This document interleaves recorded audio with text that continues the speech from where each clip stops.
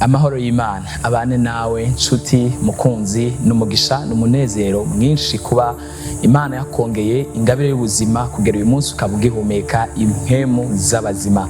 Turashimiye Imana cyane ko yakuzigamye. Ndafite ijambo nipfuza yuko dusangira, numva ririko rirahumekera cyane ku mutima wanje, numva yuko no basangiza gatoya kumbure ufate akanya ko kudukurikirana. Ni ijambo dusoma mu byakozwe n'intumwa igice caho ca gatatu ku murongo waho wa 19. Iryo jambo tugira dusangire gatoya, haravuga ngo ku murongo wa 19, nuko mwihane muhindukire ibyaha byanyu bihanagurwe, ibihe vyoguhembuka bibona ingene biza bivuye mu nyonga z'Imana. Imana idufashe cyane.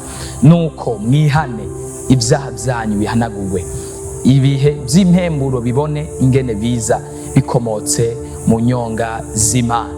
Hari abantu benshi bagororotse, batunganye, bakoreye Imana mu buryo bwinshi butandukanye, ariko uyu munsi ibihe by'impemburo bikaba biri kure y'ubwiza bw'Imana, kuko ibintu byinshi byaje biracafuza imitima yabo. Bimwe bazi bakoze bashaka, n'ibindi bakoze batabishaka, ugasanga baguye mu ntege nyinshi zitandukanye. Ubuntu bw'Imana bukugereho uyu munsi, mpemu w'Imana asubire kukuburiza amahoro, kuzura mpemu w'Imana no gusubira mu nyonga z'Imana ubugira kandi. Yesu Kristo yisakaye ubwiza n'imbabazi, niko Yobu yavuze, yisakaye imbabazi nyinshi. Igihe cyose yama yiteguriye kukubabarira. Birashoboka ko wacumuye uragera kure y'ubwiza bw'Imana, birashoboka ko wacumuye uragarariza kuma, birashoboka ko wakoze ibintu byinshi bidahesha Imana icubahiro, ariko this is your opportunity. Aya n'ayandi mahirwe mashasha ku buzima bwawe kugira ngo ushobore kwihana, wature. Bishoboka ko waruse n'umugambi wo gukora icaha cyangwa se wategekanya gukora icaha, ariko Imana iragukunda cyane, kandi umugambi Imana yaremewe umuntu, Imana yaturemeye kuyihimbaza no kuyitazira no kudutegurira. Yemeye gutanga umwana wayo Yesu Kristo aradupfira kugira ngo tuze tubane nayo. Yabonye kuturema no kuba mw'isi bidahagije, yavuga ati reka ntanga umwana wanje w'ikinege agende gupfira abantu kugira ngo ubwoko bwanje buzuze kubana nanje. Rero mubo Kristo Yesu yapfiriye ku musaraba, yabambiwe amaboko, yasanziye amaboko akabambwa ku musaraba Igorogota, nawe wari urimwo. Birashoboka ko uyu munsi ibihe by'impemburo byakamye mu mutima wawe. Hari ibihe byadudubiza muri wewe, hari impemu y'Imana yahora dudubiza muri wewe, hari ubwiza wahora bududubiza muri wewe, hari ibihe by'ubwiza bwa mpemu yera no gukoreshwa n'Imana, n'ubwiza na connection n'imbizi za mpemu yera zahora zidudubiza muri wewe. Ariko uyu munsi kubera waruhijwe n'urugendo, amajambo menshi n'amajwi menshi n'ibyaha byinshi, ubugaragwa bwinshi n'izuba rirenze, ugasanga usigaye ugendera mu nzira zitarizo kubera impamvu z'ubuzima. Wabaye mu buzima bwo kubesha kubera impamvu z'ibibazo, wabaye oblige ko ushobora kuba mu bintu utategerezwa kubaho, ariko God still have mercy for you. Imana iracagushaka kandi iragukunda cyane. Ariko mbere yuko ndangiza, reka ndakubaze gatoya kino kibazo: what do you depend on? Ni giki uhagazeko? Ni giki wagize urufatiro? Ni giki wagize urushingiro? Kuko hari ibintu byinshi umuntu afatira ko bigatuma bimutandukanya n'ubwiza bw'Imana, bimushira kure y'ubwiza bw'Imana.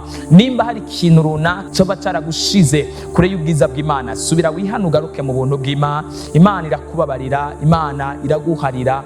Wature uvuge ko wababaje Imana, uvuge ko wacumuye ku Mana, hama Imana ishobore kukubabarira n'ubwiza bwayo bushobore kukugaragara ko. Nagira ndakubwire, Satani ni umuntu mubi cyane.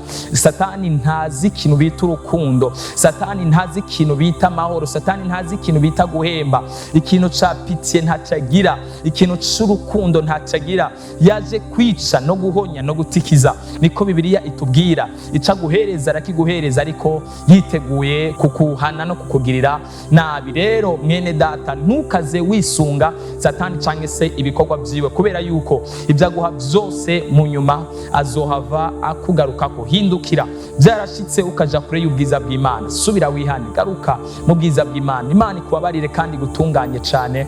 Reka ndangize ndagusengeye.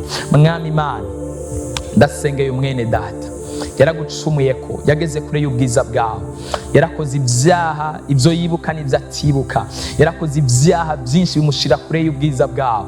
Reka amavuta yawe asubire kumweza, reka ubwiza bwawe usubire kumubabarira, reka ubuntu bwawe usubire kumugarura mu bwiza bwawe. Uko amasaha arengana abone kugira neza kwawe. Arasabye imbabazi, araciye bugufi, aratuye, aravuze n'akanwa kiwe yuko yacumuye, aravuze n'akanwa kiwe yuko yageze kure y'ubwiza bwawe. Mubabarire kuko wisakaye ubwiza n'imbabazi y'amaraso yawe amena ku musaraba Golgotha. Yesu asubire kumuboneka ko abe umwe mu bana bawe ugira kandi mu izina rya Yesu Kristo. Amen. God bless you.